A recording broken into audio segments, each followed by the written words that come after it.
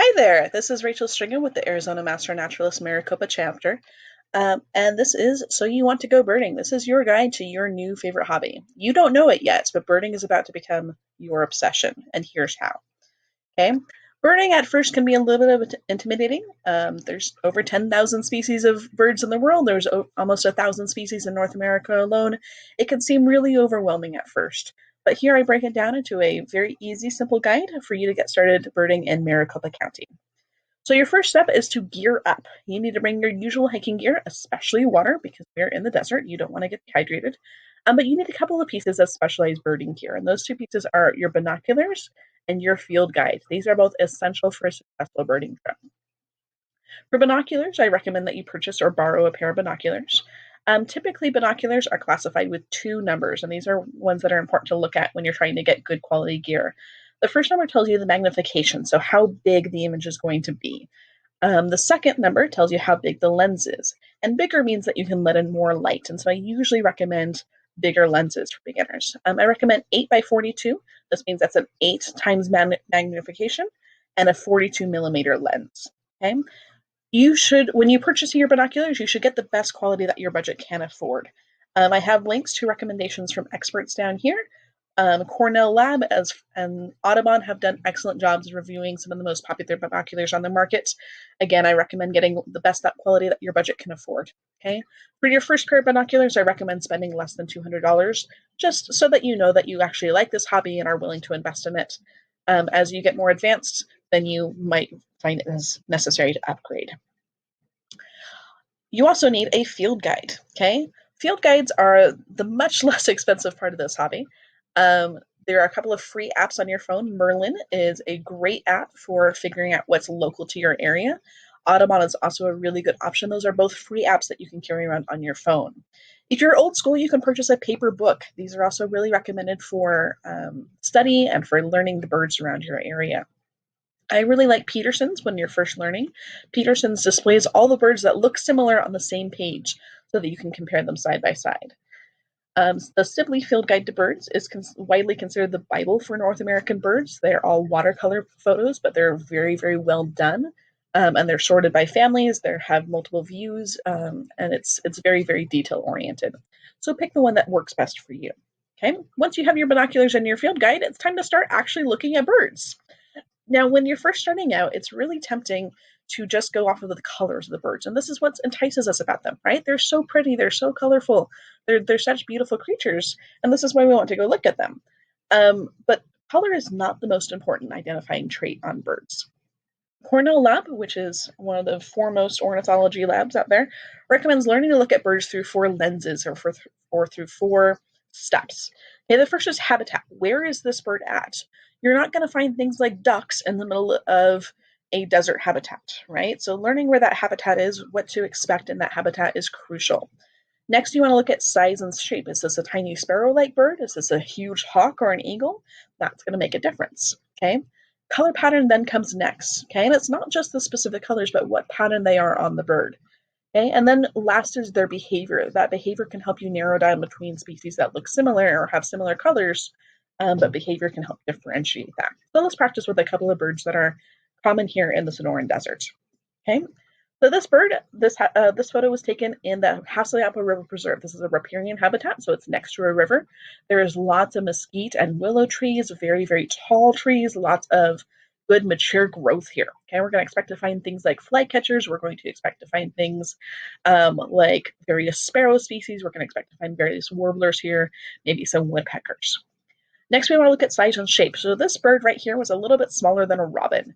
You can see that it's got a very straight beak. If you looked at it head on, you'd see that it's very wide, which tells us a little bit about this bird. Beaks are really, really important. That's how the bird gets its food, right? And it's main tool for interacting with the world.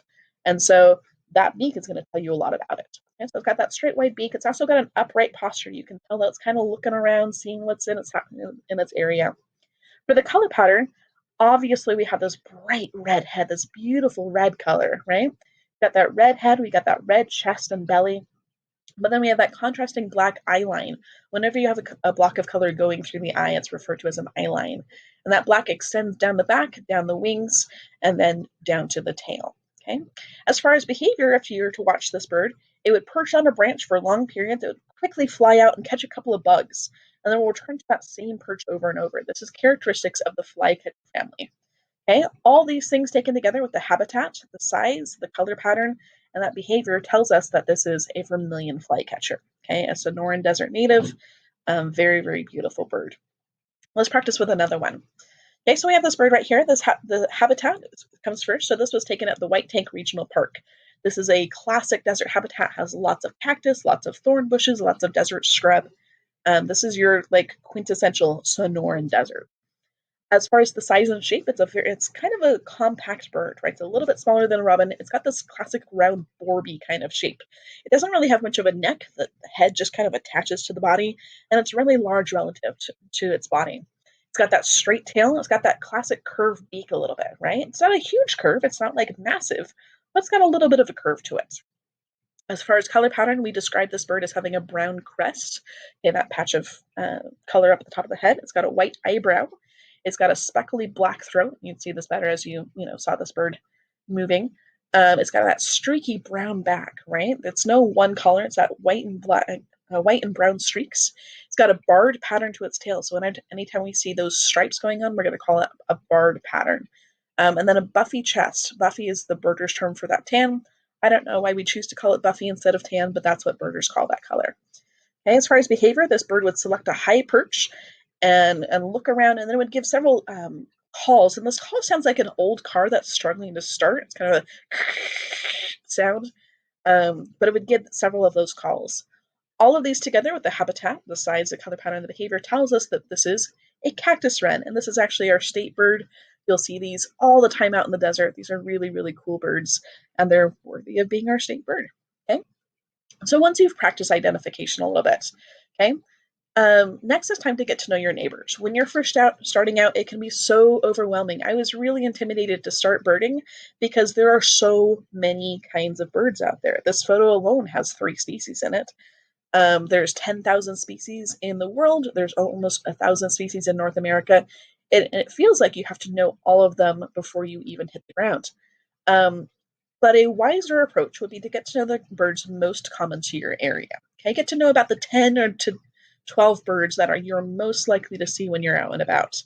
Then, if you see a bird that doesn't fit that palette of 10 to 12 birds, you can note important characteristics. You can note important color, important behavior, right? And then you can take those characteristics and ID those later. Okay, so let's get to know our neighbors here in the Sonoran Desert. First of all, we have the doves. These are the ones that you're most likely to see around. Mourning doves are kind of the default dove around here. It's a small brown dove. It's got a very pointy tail. You'll see these up on power lines. You'll see these in parks. You'll see these in parking lots. Pretty much anywhere you're going to see a bird, chances are a mourning dove could be there. Okay, they are very common year-round.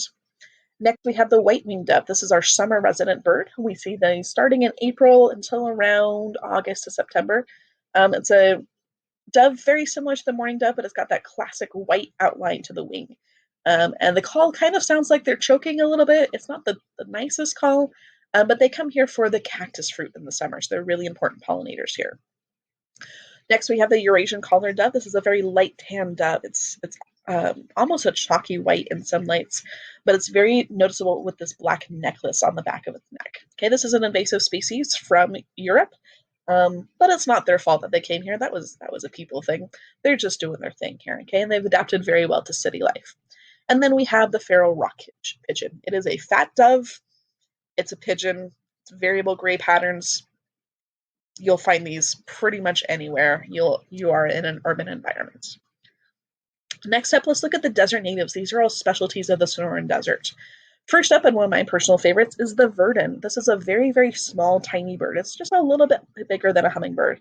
It's very gray with a yellow head as an adult. It's got a very pointy beak if you look at it. It's very, very pointy, and it's used for catching insects. It'll forage with short, rapid flights. You'll see it hopping. You'll never see this guy sitting still for long. They're very, very active birds, and they've got a very high, chippy call. Next, we have the A-birch towhee. This is a Sonoran Desert specialty. It only happens here in central Arizona. It's a very chunky kind of sparrow. It's a little bit bigger than your regular sparrows. Very chunky. It's got a large cone-shaped beak. Okay, and they're going to use that to crack open seeds and pick up bugs. And it's got a long tail relative to its body size. You can see that its tail is almost as long as its body is. It's got that tan or buffy coloring. It's got that black mask, almost looking like a cardinal, and then a rusty undertail. In better light, you can see it's kind of got that rust color.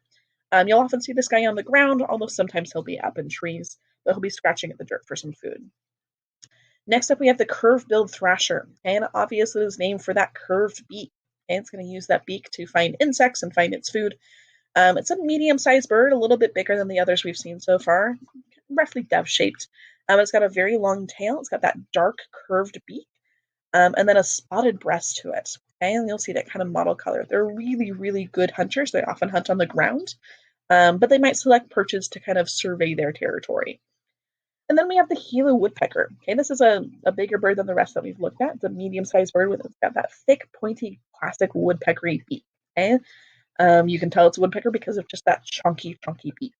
Um, these typically are tan. They've got a black and white barred back with those stripes down there, and then males will have a distinct red spot on its head. You'll see this guy clinging to trees, clinging to palm trees. Occasionally, you'll see it trying to steal from hummingbird feeders, and it is endemic here to the Sonoran Desert. So these are all our desert natives that are found locally only here. Okay. Next up, these are feeder birds. All of these birds can be found through most of North America. So first up, we have the house finch. This is a small sparrow-sized bird. It's got that thick, thick beak for cracking open seeds. It is a streaky brown bird all over, but males will have a red head. Sometimes it'll be orange or yellow based on what they're eating, but usually you'll see red. And you'll see these guys come to feeders in really big flocks. They've got these really, really pretty notes that they'll chip as they're squawking away at each other. But you'll see these guys in large groups. You also have the lesser goldfinch. This is a little bit smaller than your house finches. And you'll tell that it's a lesser goldfinch because it's got that yellow belly, right? That black cap, and then that olive back to it. In the winter, they can look a little bit duller. It's almost like they're wearing their cozy winter pajamas, but in the spring, they'll brighten up again. And you'll usually see these guys in large flocks. Okay. Also at feeders, we have the Anna's hummingbird. We've got several species of hummingbird here in Maricopa County, depending on the time of year. Arizona is actually world famous for the number of species of hummingbirds we have, especially down in southeastern Arizona. But here in Maricopa County, the most common hummingbird is the Anna's hummingbird.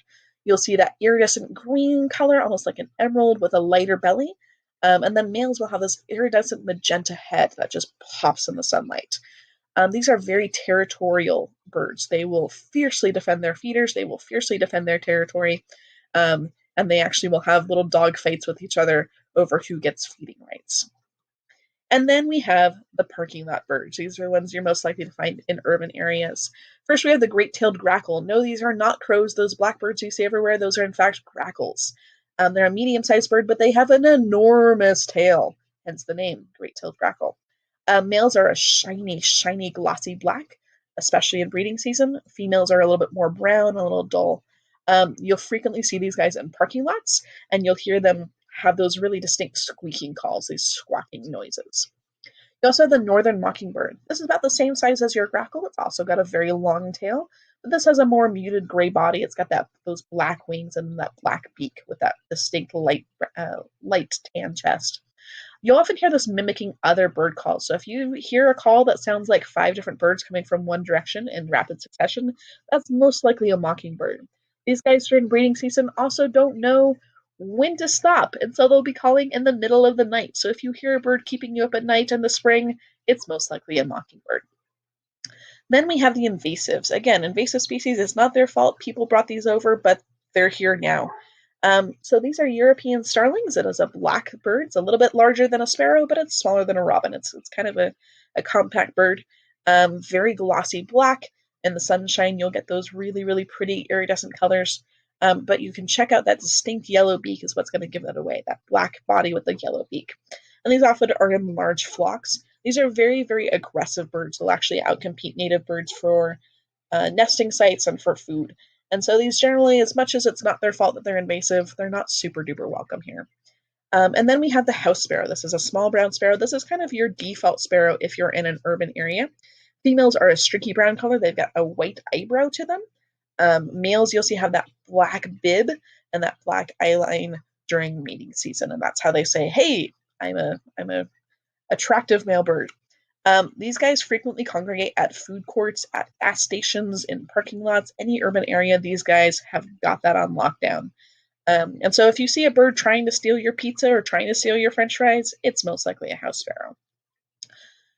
Step three, now that you know your neighbors, now that you know the dozen species most likely to see here in Maricopa, the best way to get better at birding is to go birding. It's one of those skills that you acquire through practice. Find a birdie spot near you. Here I have links to eBird hotspots, which are areas that are known for having lots of birds. And go and get out of the field and practice looking at birds. If you can go out with a birdie friend, even better. Birders are generally very kind people. They're very generous with their knowledge. They're nature nerds, and they just want you to be nature nerds too. Okay, and so if you see someone out in the field that has binoculars, feel free to ask them, hey, I'm a new birder. I'd like to learn more. Could you help me out? And most of them will be very, very happy to assist you. Okay.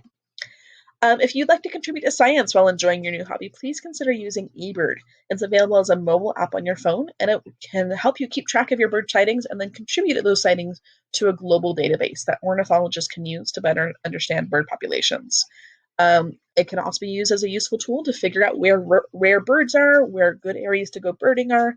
It keeps track of your sightings for you, and it can alert you to, hey, there's a cool bird in your area. You should go see him. This is a great example of community science. It's one of the best community science projects out there in the world that has one of the most active communities. Um, so please go out and contribute to science. If you'd like to go use eBird, please follow the links here for a detailed user guide. And that's it. Please have fun birding. Please, please, please enjoy this new hobby.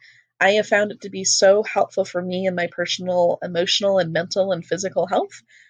Getting in touch with nature, slowing down and noticing what's around me, and just enjoying the nature around me in a much deeper way than I would have before. Happy birding! If you'd like to learn more, here are additional sources. Cornell Lab of Ornithology has a bunch of articles to get you started, as well as a bunch of articles to get you started with eBird. Audubon Society obviously has a lot of things to help get you started, and then here's some other links that you might find useful. Here are all the common birds of Maricopa that I listed earlier. You can read up on these for further reading and further better understanding of your neighbors. And then here are image citations. Thank you to those of you who contributed images to this presentation. Thank you so much. Happy birding. Have a great evening.